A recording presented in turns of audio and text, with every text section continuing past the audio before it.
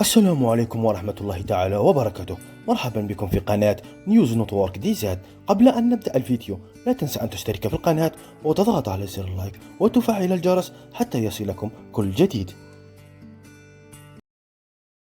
على خلفية التوتر الاجتماعي والمشاهد المروعة التي هزت العديد من المدن الفرنسية بعد مقتل الشاب القاصر الجزائري ناهل صاحب 17 سنة على يد شرطي في نانتير، هاجم رئيس حزب اليمين المتطرف جوردان بارديلا الجزائر والجزائريين، وقال بارديلا: إذا كانت الجزائر قلقة على رعاياها الموجودين في فرنسا فلا تتردد في استعادتهم، بدءا بمن يخالفون قوانين الجمهورية الفرنسية.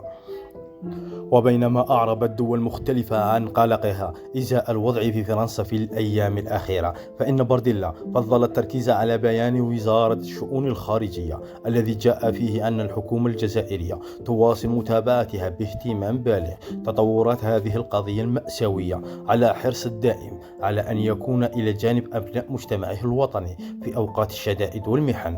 وضيف قناة BFM جوردان بارديلا رئيس التجمع الوطني، وهو حزب فرنسي يميني متطرف وخليفة ماريان لوبان، إن أبناء الجزائر يتحملون نصيبهم من المسؤولية على أعمال الشغب في فرنسا.